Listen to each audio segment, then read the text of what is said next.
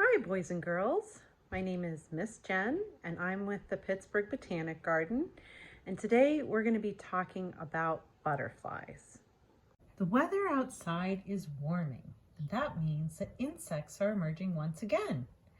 One of the most beautiful insects is the butterfly. It's from the family Lepidoptera. A close cousin to the butterfly is the moth. Now, they're not the same, but they have a lot of similarities. You might see that both of them have these beautiful colors on their wings sometimes. Sometimes moths and butterflies can be really dull colored to help them hide from predators. But one of the best ways to tell whether you're looking at a moth or a butterfly is to look at their antenna. And that are these two little things sticking out of their heads right there. Their antenna help them do lots of things, but with butterflies, they have kind of a club-like antenna, which means they're real skinny and they get a little bit fatter towards the end, kind of like a golf club. Now, moths, they can have many different kinds of antenna. They can have just simple little line for antennas, or they can have these beautiful ones that look like feathers.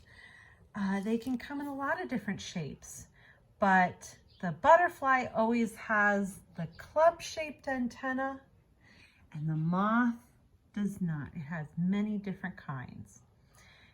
One other difference is that moths typically fly at night, but you can see moths flying around during the daytime sometimes as well. Butterflies always fly during the day. Now we're going to talk about the life cycle of the butterfly. Here's our monarch butterfly as an adult. And the mother monarch will find a milkweed plant and lay eggs.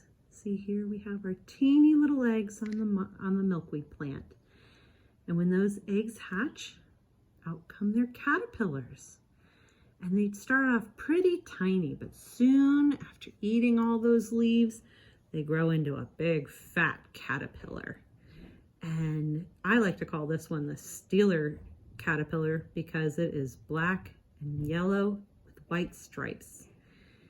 And this is our monarch caterpillar. Caterpillars can look very different depending on the species of butterfly, but this is what the monarch caterpillar looks like.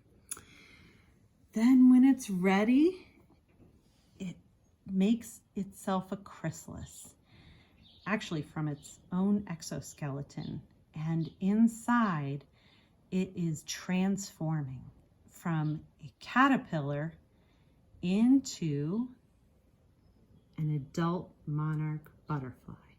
So now we're going to read the wonderful book, A Butterfly is Patient by Diana Hutz Aston and Sylvia Long. Butterfly is patient.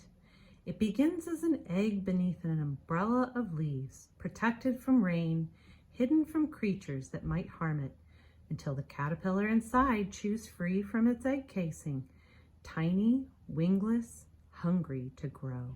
A butterfly is creative. A caterpillar feeds on leaves, eating so much that it must molt or shed its skin many times. It can grow up to 30,000 times larger than it was when it took its first bite. See, here it goes from the first day to 15 days to 21 days to 26 days to 26 days as a new pupa, 38 days as a mature pupa, and then at 38 days it breaks free from its chrysalis and becomes this butterfly called a common buckeye. Once a caterpillar has eaten all that it needs, it creates a protective covering called a chrysalis. Curled inside the chrysalis, it is growing wings. Now it is time for metamorphosis, changing from one form to another. A butterfly is helpful. Butterflies, like bees, help pollinate plants so that they can reproduce or make seeds. As a butterfly flies from flower to flower, sipping nectar, tiny grains of pollen cling to its body, then fall away onto other flowers. Seeds are only produced when pollen is transferred between flowers of the same species. This is called pollination. Butterfly is protective. Butterflies use their wings to protect themselves from predators such as hungry birds, lizards, and other insects. Some butterflies have markings on their wings called eye spots, just like that. Scientists don't know what they are used for, perhaps to scare away predators or attract mates. Wings can help butterflies camouflage or hide themselves in the environment. One kind of butterfly, the peacock butterfly, makes a hissing sound by rubbing its wings together when it's alarmed. Here's our peacock butterfly. Oh my goodness, and there's a praying mantis seeing if it wants to eat it. And here is one called an orange oak leaf. It looks just like the leaves surrounding it, doesn't it? A butterfly is poisonous. The warning colors of some butterflies' wings, yellows, reds, oranges, whites, and blacks, tell predators that they are poisonous or bad tasting. Monarchs and pipevine swallowtails eat poisonous plants as caterpillars so that they become poisonous as adults. Birds and other insects have learned not to eat them. There's our monarch butterfly. A butterfly is spectacular. Look at all those beautiful kinds of butterflies. My goodness. We have a ruddy daggerwing and a zebra swallowtail and a blue morpho. Oh my goodness, I'd love to see that one. A butterfly is thirsty. To find flowers, butterflies smell the air with their antennae. They taste with their feet but sip nectar, the sweet liquid produced by many flowers, with a proboscis, a tongue that coils and uncoils. See, here's the proboscis on this butterfly. Some butterflies get their nourishment from rotting fruit, like the blue morpho, or minerals. Often, a kaleidoscope of butterflies gathers as a puddle club in mud near a pond or a lake to drink water rich in salts and minerals. A butterfly is big. The rare Queen Alexandra's birdwing is the largest butterfly in the world, with wings that can span up to 1 foot. That's about the size of a ruler. It lives in the rainforest in northern Papua New Guinea. And they are tiny. The smallest is the rarely seen Aryan small blue found in Afghanistan with a wingspan of less than 1/3 of an inch, about the length of a grain of rice. A butterfly is scaly. A rainbow of shiny, powdery scales covers the wings of a butterfly, scales stacked like shingles on a roof.